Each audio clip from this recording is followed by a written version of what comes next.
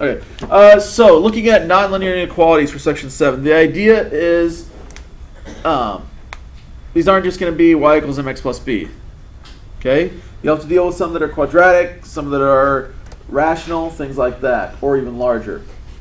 But the idea, polynomial inequalities, the key thing is to first look for any key numbers. That's going to be any zeros or any vertical asymptotes. Anything where there might be a shift in whether you're talking about above the x-axis or below the x-axis.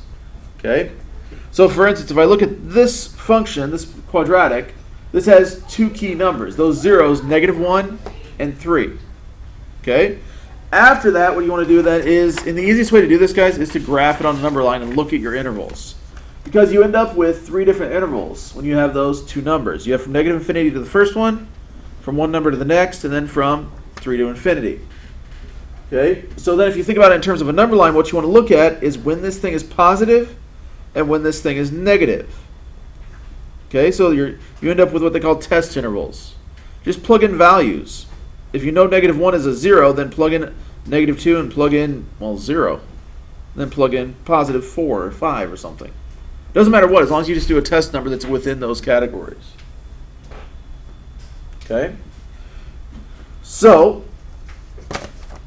if I look at an example here, if I want to find the key numbers, what am I going to do first?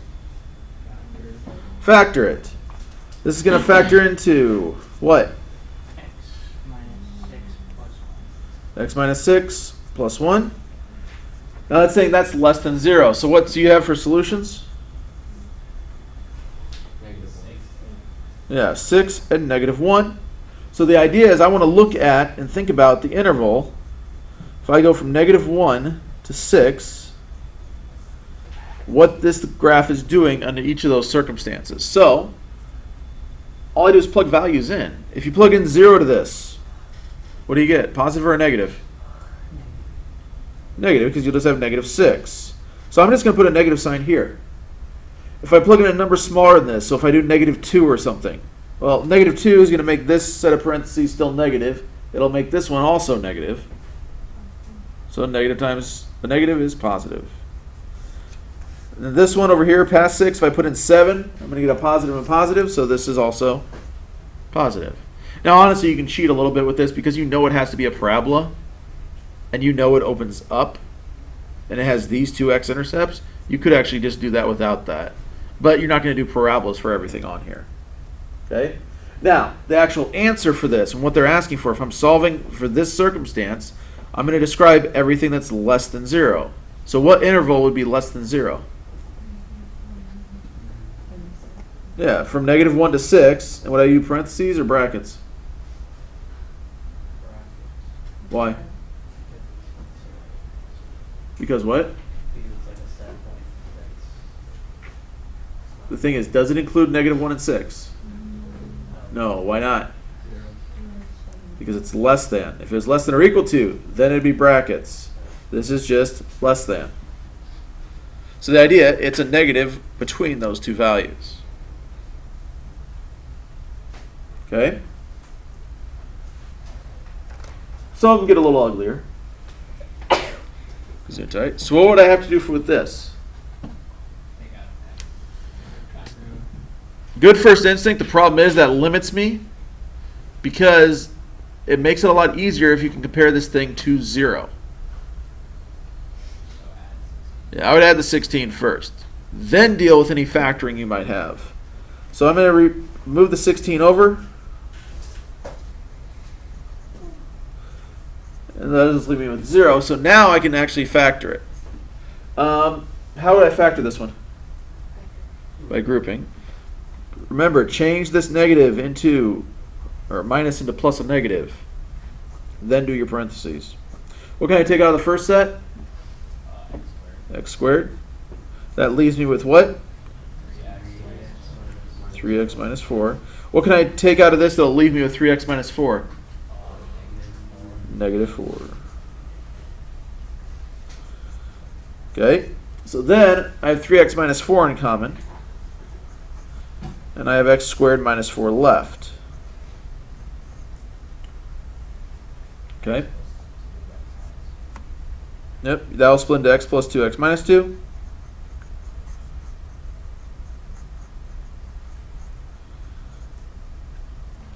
I just need to list out the key numbers, the zeros.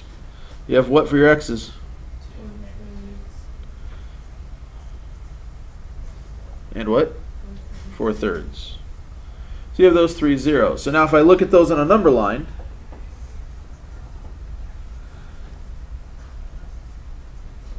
let's see. So make that 4/3 and that 2.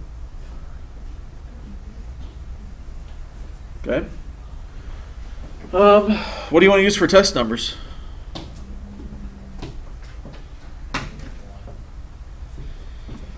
-1?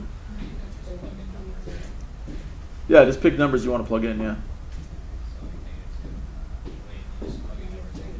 In between those, yeah. You do something like -3. Okay? And actually, you can plug it in all the way back up here, but honestly, I would plug it in down here.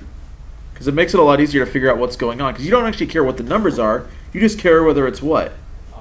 Positive or negative. So if I plug in -3, well, it's going to be -9 minus 4, so that's negative. Negative. And negative. 3 negatives makes a negative, so it's negative here. What number would you plug in the next interval? 0. If you plug in 0, you'll just have what? Well, here I'd actually cheat. I'd go up. If I plug in 0, this is all gone. You're left with what? 16. So it's going to be positive. You could plug it in here too, and it'll give you negative, a positive, and negative. 2 negatives and a positive, positive. Bigger than 2. 3. Plug in 3. What do you get?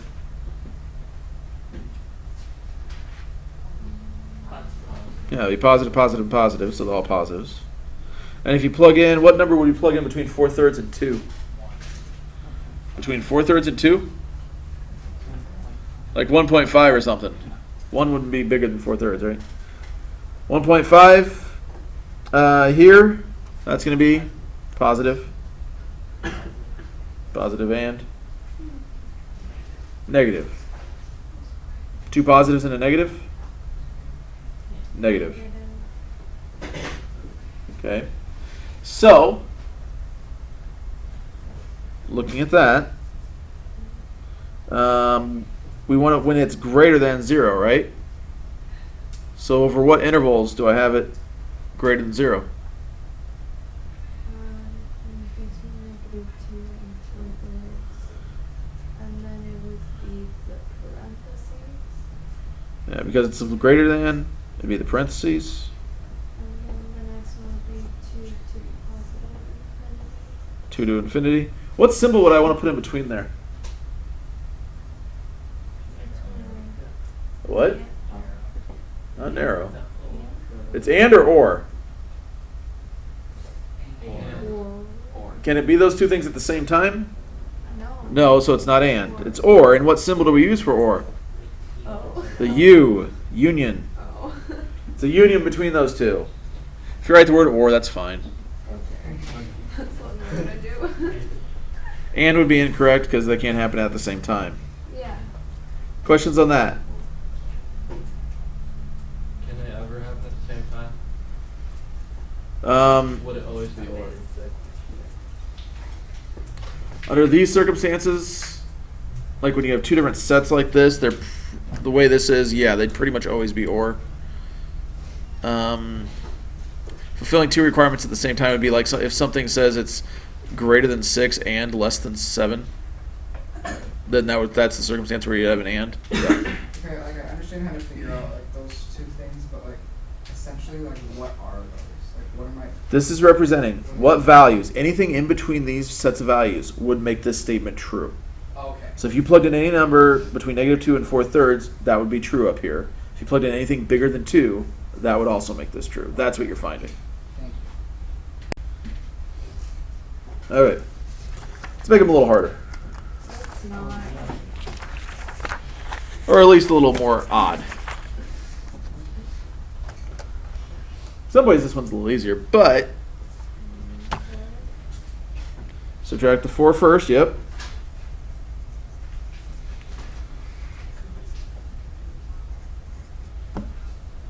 Then what? Zeros. I would factor this one. Because the only things you can multiply to 3x squared are 3x and x. And if you're going to multiply to be negative 4, negative 4 and 1, where's the negative 4 go? In the second one, yep. So that'll give me 11 minus 12. That works. So your solutions are x equals 1 negative 1/3 and 4. x equals 4. So with that, again, do your number line.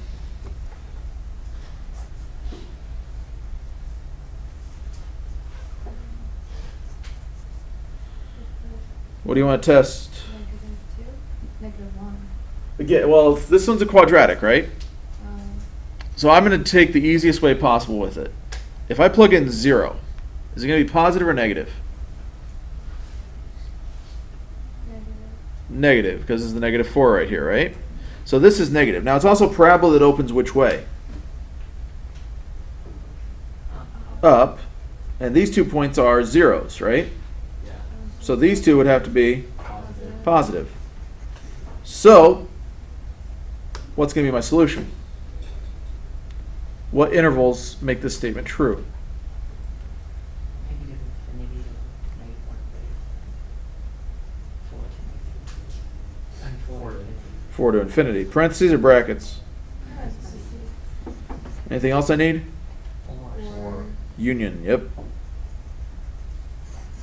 That's it. What makes this not It's not. I was thinking of the next one. I hadn't flipped the page yet, and I forgot what problem was next. Some oddball ones first. I was actually thinking of example 5, but for this, well, these end up a little bit strange because when you try to factor a, what do you get?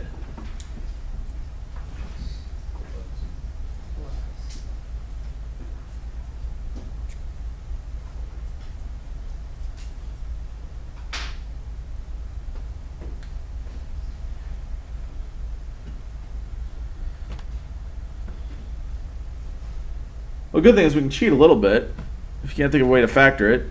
It's a quadratic, so a quad program will work for this one. What do you get for solutions?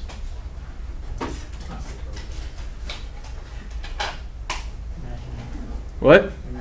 Imaginary numbers. You can also just figure out the discriminant, that b squared minus 4ac. Well, you get 36 minus 4 times 12 times 1. 36 minus 48. I immediately know I'm going to get a negative under the radical, therefore this thing doesn't have any zeros. Okay? So the question is, when is this bigger than 0? Well, what's the y-intercept of this thing? 12. So it does not factor whatsoever, and I know it hits at 12, and its zeros are imaginary, so it doesn't even cross the x-axis. So when is it bigger than 0? Always. From negative infinity to infinity. What about on the next one? This one actually does factor. Yeah, x plus 2 and x plus 2, right? So when is this going to be less than 0? Less than or equal to 0? How many zeros does it have? 1. It only touches 0 at negative 2, right? Yeah. And it's a parabola opening which way? So when is it going to be less than or equal to 0? At negative 2, and that's it. Oops, I should actually, since it's a set of all numbers, you would use those braces on it.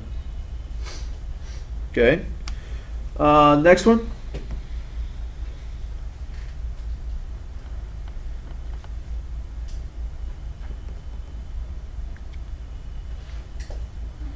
Tip, whenever your C value is large and everything's the same sign, it's kind of a bad sign.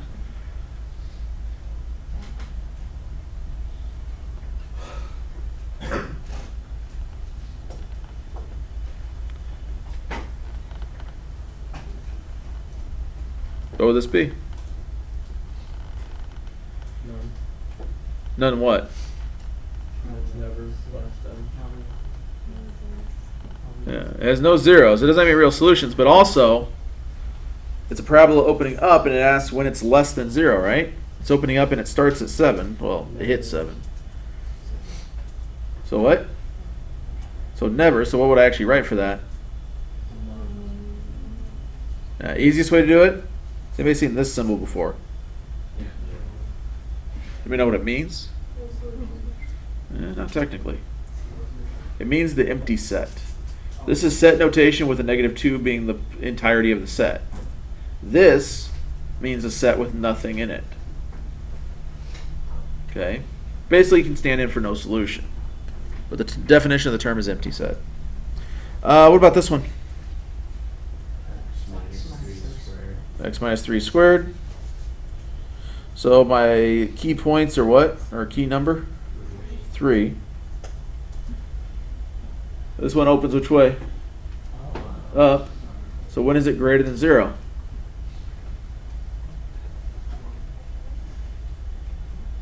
What?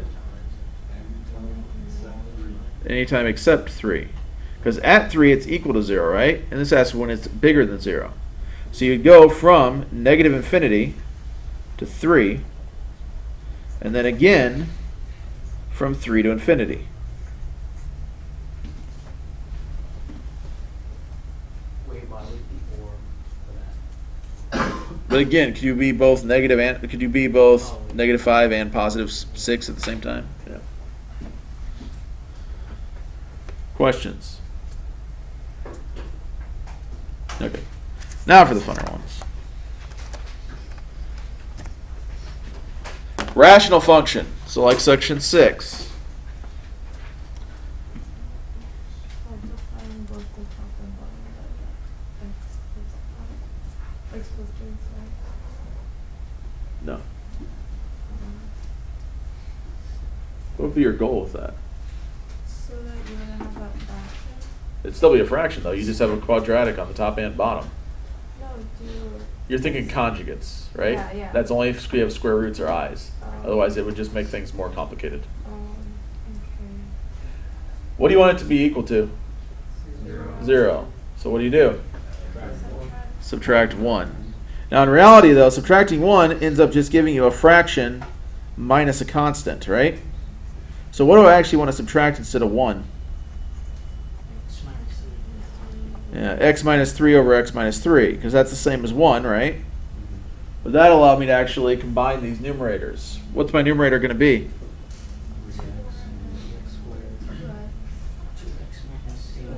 2x minus 2. Because it's minus x and minus -3, right? Okay, those sign errors will kill you. Divided by x minus 3. Kill me. Might kill my grade. Well, true. And depending on your parents' personalities, you don't know. Anyway. Okay, so now what? You tell me.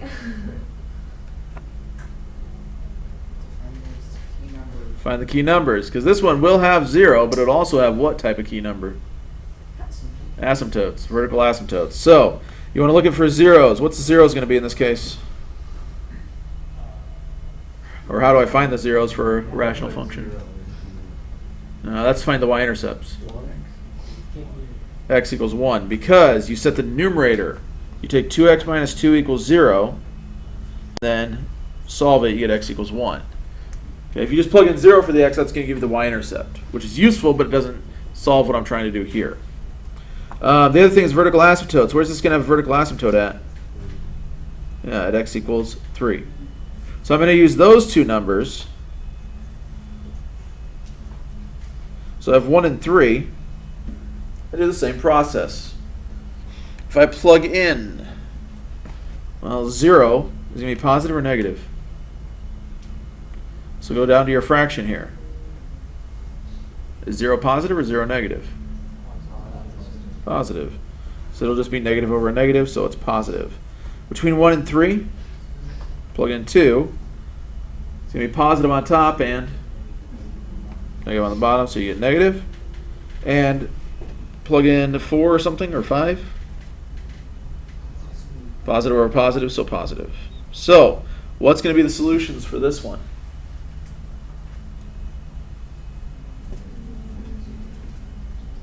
Careful. Negative or do I want positive?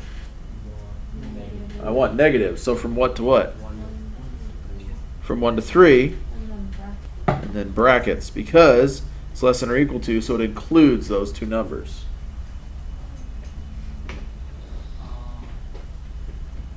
Question so far? Yes. Why would it include 3 if the graph does not exist at 3?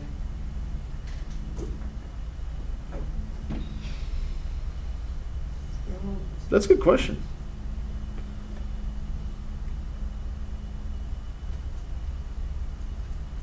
Would it still be classified as negative though? Because it doesn't exist there. You're right, I would actually do that instead. That's a good point.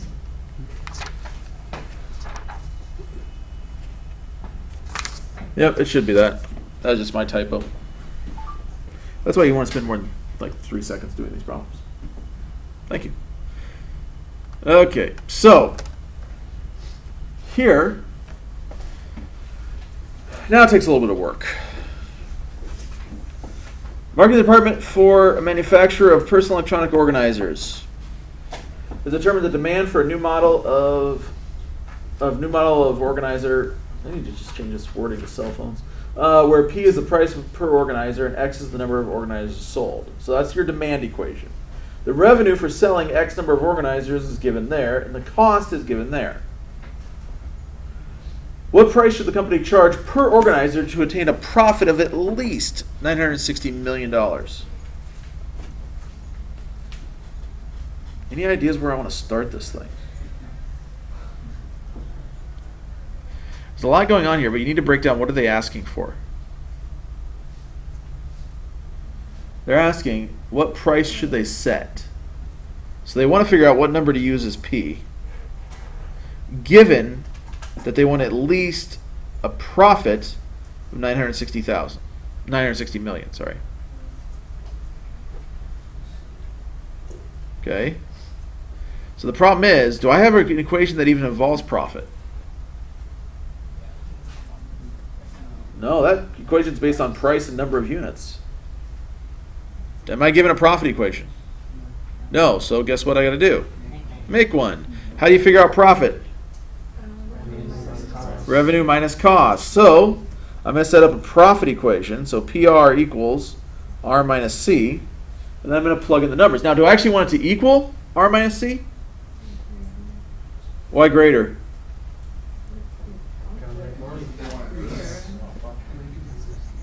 At least, right? So the idea is I'm going to put in profit of 960 million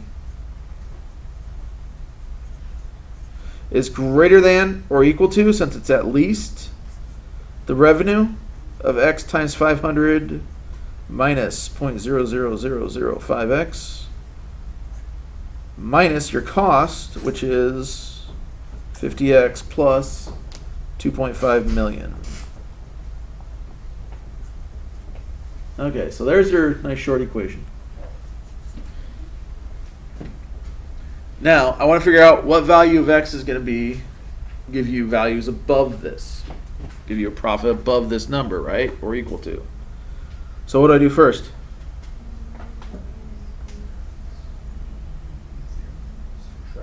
Yeah, you'd subtract the 960 million because you want to make it equal to 0. So you want to compare it to 0 just to make things easier. Also, while I'm doing that, I'm going to clean this up a little bit. I'm going to distribute and clean up the parentheses. So 500x minus 0.00005x squared. Make sure you distribute the negative to both things here. Minus 50x minus 2.5 million. And then I'm still moving over the 960 million. So minus another 960 million. Okay. Now what? Combine like terms. 0 is greater than or equal to, what would be first? Then? Plus 450x. Lastly?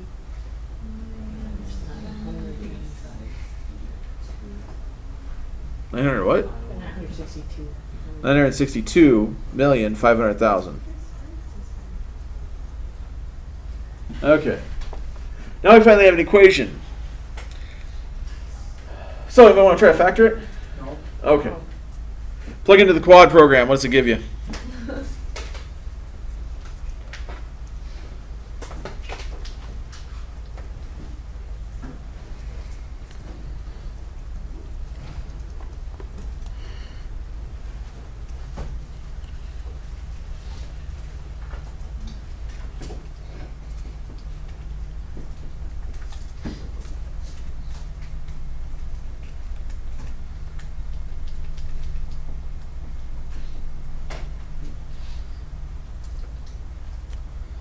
What two values does it output?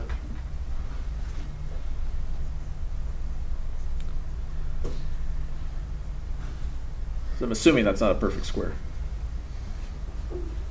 3.5 million and 5.5 million. Yeah, 3.5 million and 5.5 million.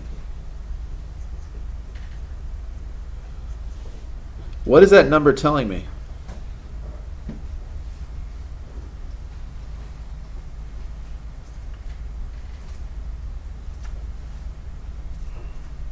What do those two numbers represent? The what? I'm hearing mumbling. Yeah? X-intercept. The x-intercept as far as graphically, yes. But in this problem, what are they representing? Key numbers. The number of units sold. Number of units sold. Okay? So it's the number of the units they expect to be able to sell. So, if I set this up, my question becomes, same number line stuff, so between 3.5 and 5.5. Well, I don't want to make less than 960 million, so I'll plug in some values here. If I plug in 0, is it going to be positive or negative? Negative, because it'd be that negative 960. So if I plug in 0 over here, it's going to be negative. If I plug in, let's see, is that actually enough? Which way is this parabola opening? Down. And I know it has to hit both of these, therefore, positive in the middle, negative over here. Right? So, the idea is, I want to know when it's greater than or equal to. So what would I have for brackets or whatever, parentheses or...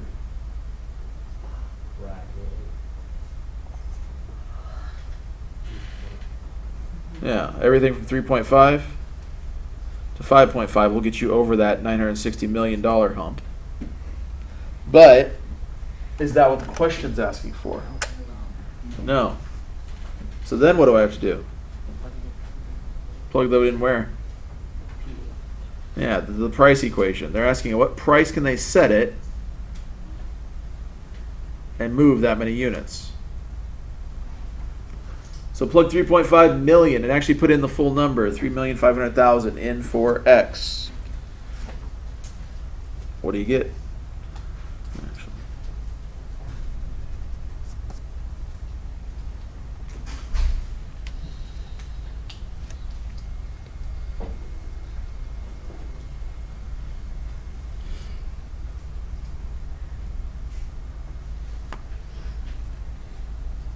Anybody?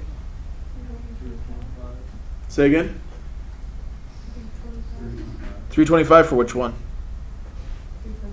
3.5 gives you $325.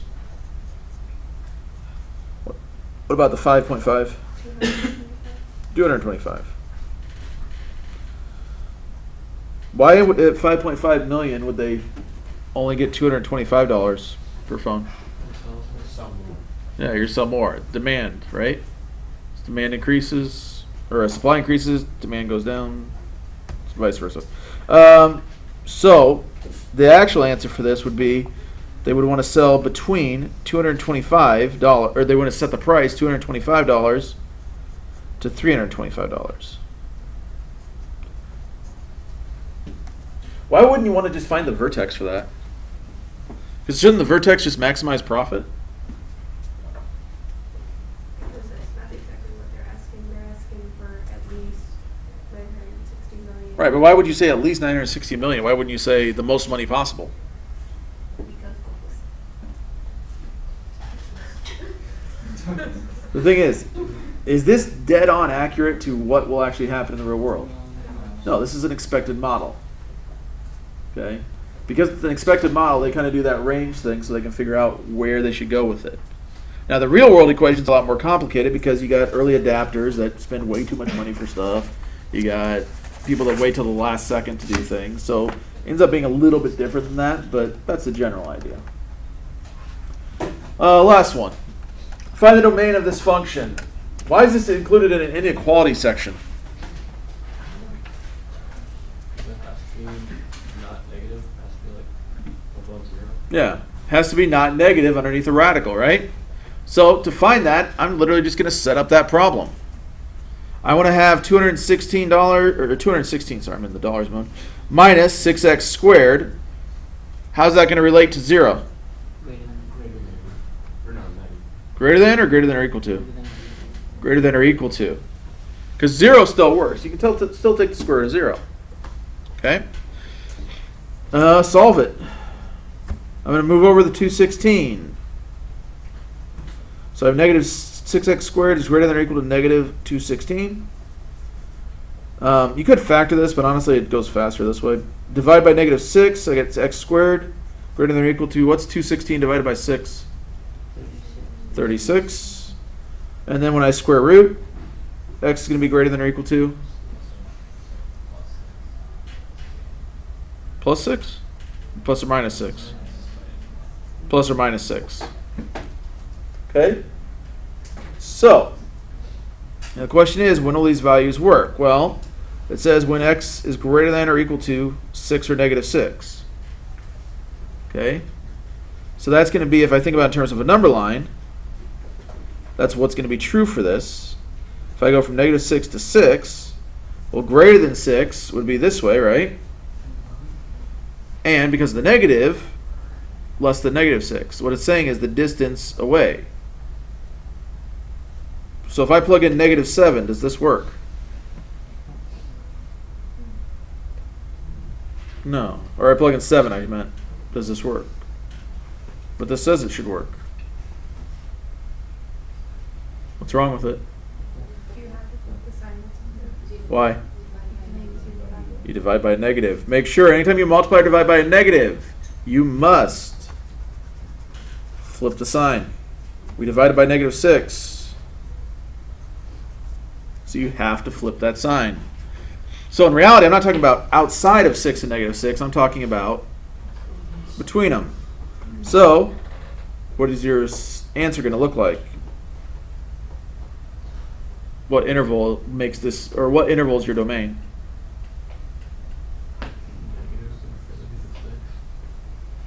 Now by flipping this, negative 6 to 6, and brackets. Now honestly, you could also plug in values, plug in 0, and see what makes this statement work. That method works as well. I just kind of want to remind you guys of the negative flipping thing. Questions? That's all she wrote for chapter 2.